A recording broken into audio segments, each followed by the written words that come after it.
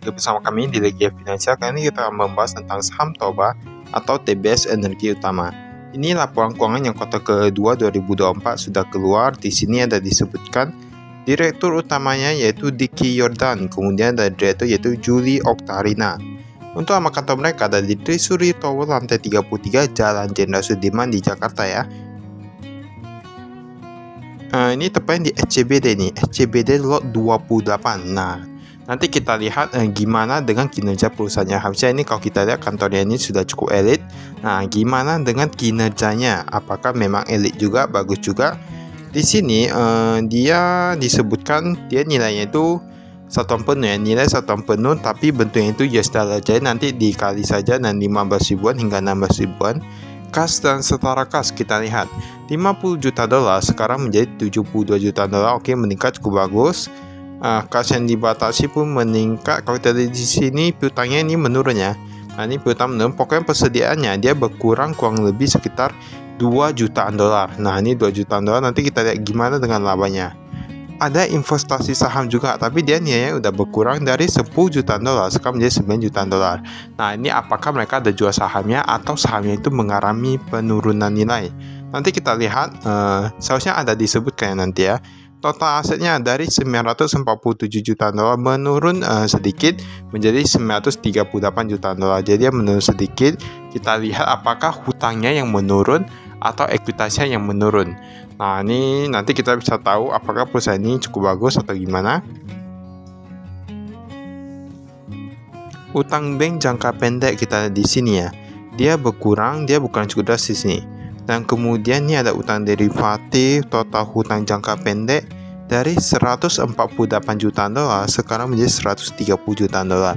Ini merupakan petanda bagus. Mengapa? Karena dia menurun. Dia menurun sekitar 18 jutaan dolar ya. Berkurang sekitar 18 jutaan dolar. Ini seharusnya cukup bagus sih. Total hutang jangka panjangnya dia bahkan menurun. Enggak ada yang dia jangka pendek menurun tapi jangka panjang bertambah-tambah. Ini semua rata-rata menurun dari 500-an jutaan dolar menjadi 400-an jutaan dolar. Nah, ini kalau kita lihat di sini dia terdapat pengurangan kurang lebih sekitar hampir 40 jutaan dolar ya. Ini cukup bagus perusahaannya kalau kita lihat di sini. Oh, bahkan ekuitasinya pun meningkat dari 423 jutaan dolar, dia meningkat menjadi 454 jutaan dolar. Ini ekuitas meningkat dan hutangnya menurun. Nah, apalagi kita tahu bahwa ini ada perusahaan yang bergerak di bidang batu bara, di sawit, dan ini tampaknya cukup bagus. Penjualannya walaupun penjualannya menurun, kita lihat 278 jutaan dolar sekarang menjadi 248 jutaan dolar. Laba brutonya, ini meningkat karena beban pokok menurun. Ini kita lihat. Ini ada beberapa operasional lain, ada minus juga. Penghasilan keuangan dia berkurang sedikit. Oke, semua rata-rata gak gitu beda sih. Labanya dari 17 jutaan dolar sekarang menjadi 40 jutaan dolar. Jika dikurangi dengan persediaan tadi, itu berarti labanya masih lebih tinggi daripada tahun lalu. Ini tampaknya cukup bagus kali ini kinerjanya. Untuk yang kepada entitas induk hanya tersisa 26 jutaan dolar. Nah, tapi dia tetap meningkat dari yang tahun lalu cuma sekitar 8 jutaan dolar. Ini cukup bagus. Ini kita skip. Nah, ini salah satu contoh perusahaan yang cukup bagus. Mengapa? Mereka pembayaran kepada pemasok. Nah, mereka sudah langsung pisah. Ini 168 juta dolar. Oh, tapi dia menurun ya daripada tahun lalu. Ini kita lihat di sini 211, berarti 32-40-an juta dolar dia menurunnya. Nah, dia hampir setara dengan labanya ya. Yang pembayaran kepada pemasoknya. Tapi kalau kita lihat yang perbandingan persediaan dengan akhir tahun dia hanya bukan sedikit ya. Tampaknya kalau kita lihat di sini ini harus kita tarik panjang bahwa kita tahu sebenarnya perusahaan ini benar-benar bagus atau tidak. Tarik hingga 5 tahun. Kita lihat laporan tahunannya hingga 5 tahun sebelumnya. Nah, jadi kita bisa lihat apakah mereka sebenarnya bertumbuh, persediaan tidak berkurang, labanya terus meningkat, ekuitas terus meningkat, liabilitas terus berkurang. Kita perlu lihat itu semua.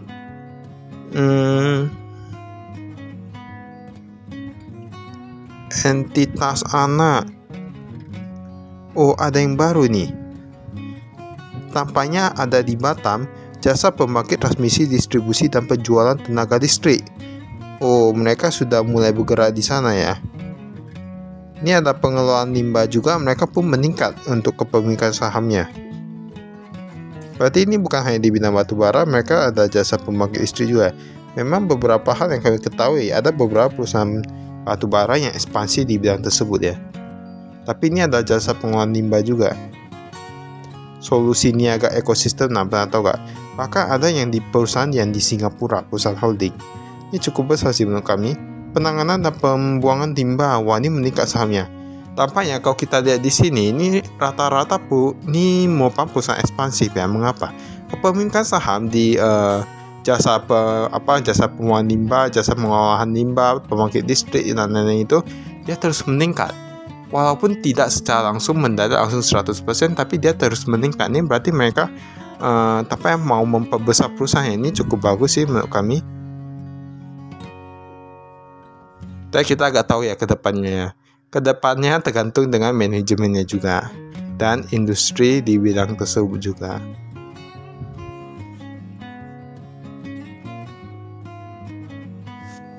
Kita lihat kas dan setara kas. Kalau kita di sini, ini yang kasnya ini dia sedikit meningkat dari $32.000 menjadi $55.000, tapi gak gitu banyak sih, gak gitu signifikan kita lihat ya.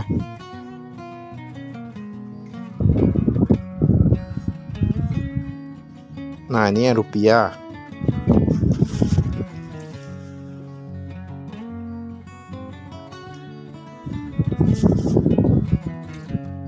Jadi bisa dilihat ya, mereka ada simpan US dollar, ada rupiah juga, ada SGD juga, Singapura. Bahkan ada renminbi juga. Wah ini cukup banyak nih. Dan depositonya itu meningkat cukup drastis. Wah ini cukup bagus ya. Tadi banyak mereka cukup ekspansif dan sekarang depositonya itu juga meningkat. Dari 6 jutaan dolar sekarang menjadi 21 jutaan dolar. Nah itu berapa kali lipat tuh ya. Tapi menurut kami uangnya dapat taruh di deposito, taruh di senior notes yang bunganya lebih tinggi ataupun junior notes yang resikonya gak gitu tinggi, itu masih lebih menghasilkan ya. Piutang usaha kalau kita lihat di sini, wah dia menurun. Kalau dilihat dari cash flow-nya ini kayaknya semakin lama semakin bagus ya ini ya. Nah lihat, dari $600-an ribu yang lebih dari 3 bulan, sekarang hanya tersisa $300-an ribu. Ini mereka cukup bagus, tapi dia ada cadangan penurunan juga ya ini ya.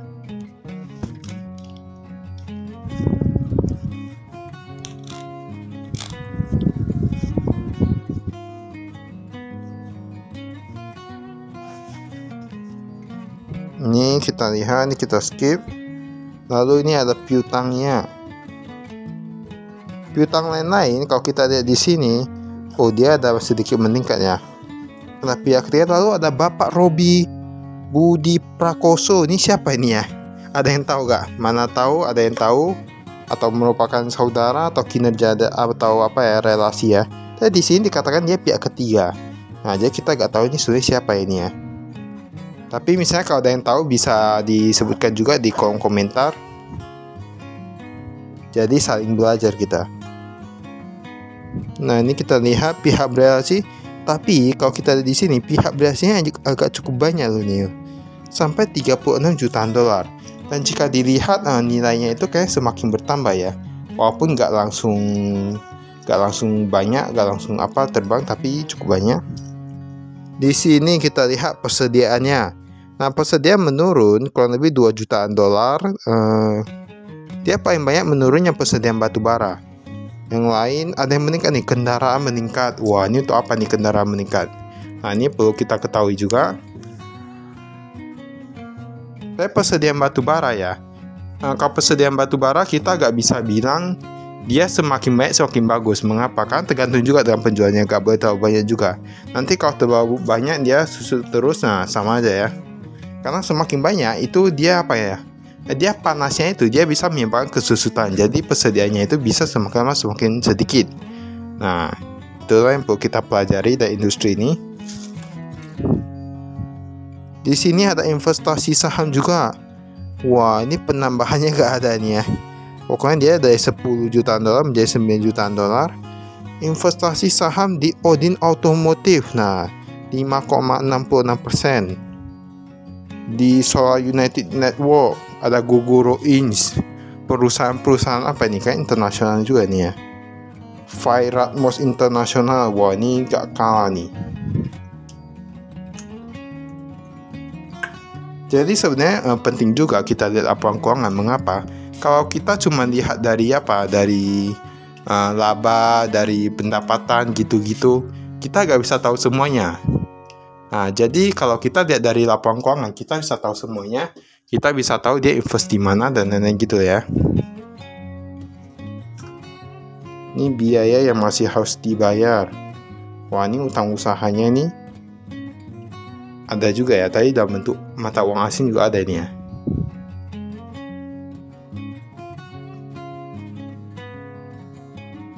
Ini kita lihat di sini. Nah, ini sewanya nih. Ini utang usaha. Oke, ada yang ketinggalan, kita lihat dulu.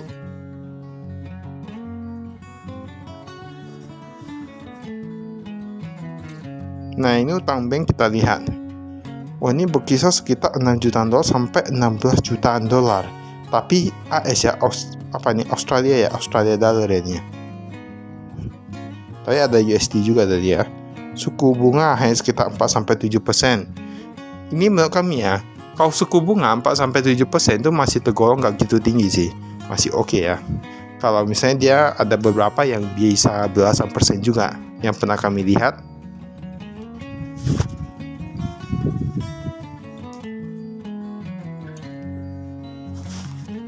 Nah, ini dia ada disebutkan jaminannya, ada tanah, mesin dan peralatan, jaminan fidusia atas barang bergerak, persediaan klaim asuransi dan lain-lain.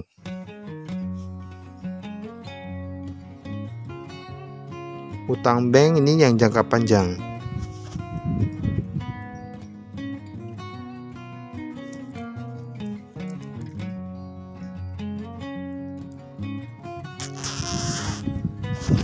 Ya, ini kita skip ya.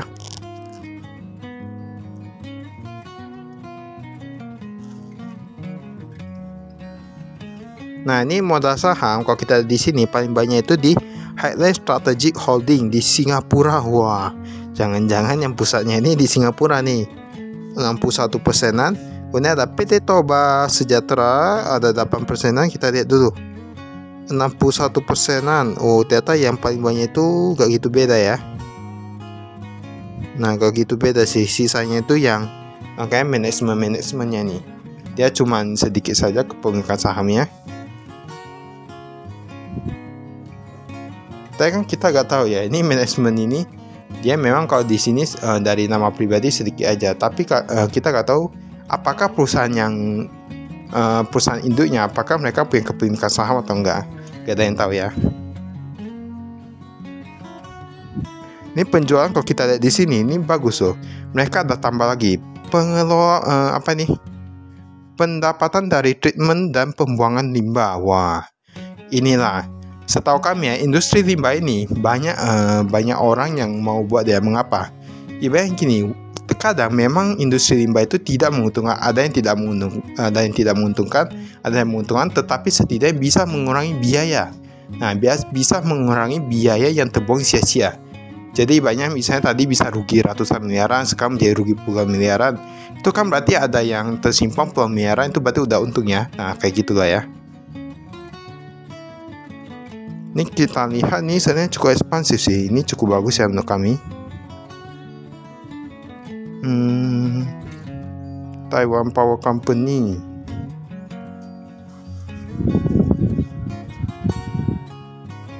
Ini kita lihat dulu. Rincian pelanggan ini ada baru ya nih, Taiwan Power Company ya. Ini sebenarnya menurut kami ya, ini perusahaannya dari awal kita lihat kan yang entitas sananya itu penambahan sahamnya itu terus bertambah. Kemudian ini ada sektor baru dan lain-lain. Ini cukup bagus sih. Tapi ada apa nih? Ada penalti juga. Kok ada penalti ini ya? Beban keuangan kita lihat. Nah, ini kita skip.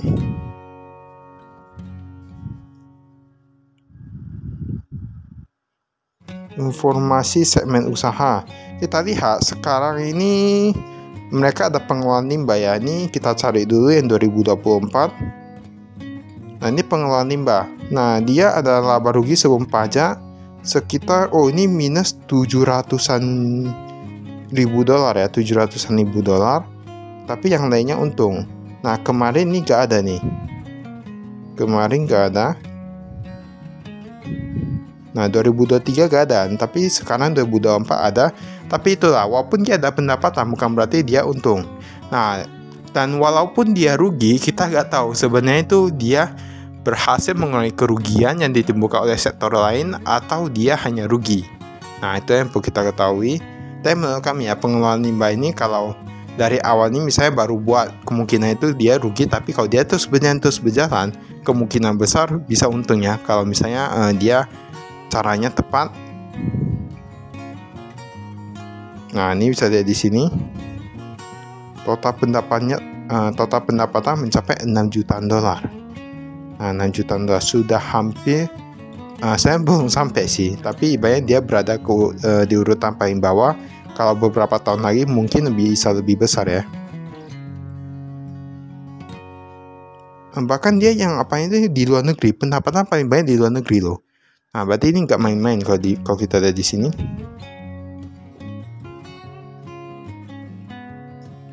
Baik, itu saya kami. Sekian, terima kasih. Saya investasi.